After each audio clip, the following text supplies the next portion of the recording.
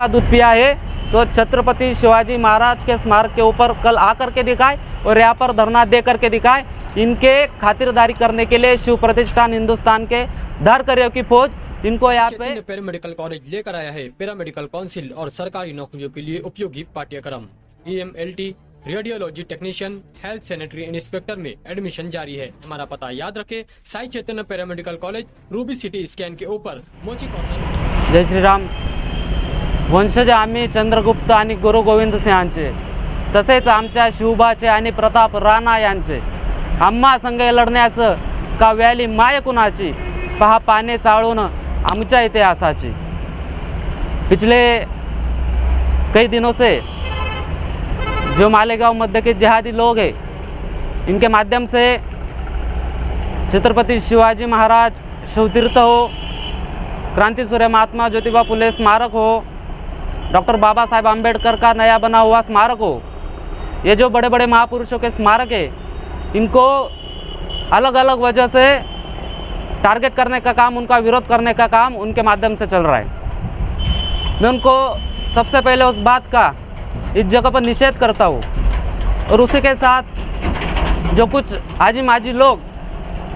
जो इसके ऊपर भूत परिस्थिति का सवाल लेकर के इसके ऊपर सवाल उठा रहे,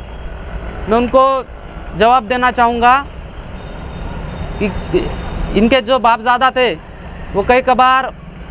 इन मूर्ति पूजा को ही चंदा देने वाले आज मूर्ति तोड़ने की बात कर रहे। उसी के साथ साथ जो समाजवादी का नेता है मुस्तकिम डिग्निटी, इसने पिछले दिनों में प्रेस कॉन्फ्रेंस लेकर के कहा कि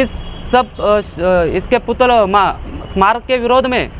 हम जाकर के वहाँ पे शिवतीर्थ के ऊपर धरना देंगे। उसी के साथ कल भी एक उनकी बाइट, एक वीडियो देखने को मिला जिसके अंदर उन्होंने कहा कि छत्रपति शिवाजी महाराज किसी के बाप की जागीर नहीं। मैं कहना चाहूँगा कि छत्रपति शिवाजी महाराज हमारे बाप की जागीर क्या, वो हमारे बाप ही थे, इसमें सवाल उठाने का कोई विषय नहीं। मगर कल उसके बातों में एक बात ध्यान में आई कि कल बातों बातों में उसने मान लिया कि छत्रपति शिवाजी महाराज उसका भी बाप है। उसी के साथ जो कल सोमवार के दिन या शिवतीर्थ के ऊपर आकर के जो धरना देने का ऐलान उन्होंने किया है, मैं उनसे कहना चाहूँगा कि यहाँ पर आने से पहले जो कीड़ा मकोड़ा जो उसका नया बाप है अबू आज़मी, वो एक बार उससे एक राय ज़रूर ले ले कि किस तरह हमारे मनसे के रमेश वांजले ने असेंबली के अंदर उसको प्रसाद दिया था। अगर वैसा ही प्रसाद मुस्तकिम को भी अगर चाहिए तो वो कल यहाँ पर आकर के दिखा दे।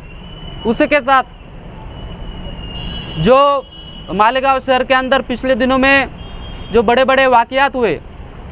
उसी के साथ जो 12 नवंबर का जो वाक़या था, उसके अंदर उस वक्त के जो एडिशनल एसपी थे चंद्रकांत खांडवी साहब, उसी के साथ साथ जो डेपुटी जो महिला पुलिस अधिकारी थी लता दोंदे मैडम, इनके ऊपर इसके माध्यम से या जो भाड़े के टट्टू इनके वाले थे उनके माध्यम से पथराव करने वाला ये जिहादी लोग, संविधान को पुलिस को ना मानने वाला ये जिहादी, ये फिरका परस्त आदमी जो पूरे गांव को फिरका परस्त कहता, असल में यही फिरका परस्त है और वो यहाँ पर आकर करके इंसाफ की बात कर रहा है। मैं उससे कहना चाहूँगा कि जिस तरह से रोज़ सुबह उठ करके कैमरे के सामने जाकर बैठने वाला ये आदमी दिन में 100 बार कहता है कि हम निराली सोच वाले आदमी, हम निराली सोच वाले आदमी, तो मैं उसे एक और राय ज़रूर देना चाहूँगा कि अगर तुम निराली सोच वाले आदमी हो तो अपने आप को इंसाफ लेने के लिए निहाल साहब के कब्र के पास जाकर के इंसाफ मांगो। अगर तुम छत्रपति शिवाजी महाराज स्मारक के ऊपर आकर के तुमको इंसाफ मांगना है, इसका मतलब तुम्हें बुत परस्ती करनी है, जो कि इस्लाम में जायज़ नहीं है, यह हम मानेंगे। उसी के साथ और एक उसको मैं सवाल करना चाहूँगा कि जो कोई भी ये मालेगांव मध्य के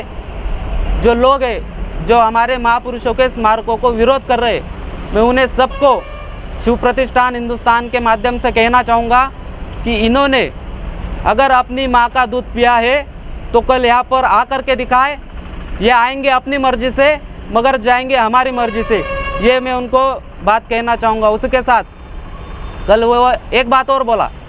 कि जो शिव प्रतिष्ठान, सकल हिंदू समाज, ये जो छोटी छोटी संगठनें इन्होंने बना के रखी है, मैं उसे कहना चाहूँगा कि ज़रा शिव प्रतिष्ठान हिंदुस्तान की मालूमात ये ले ले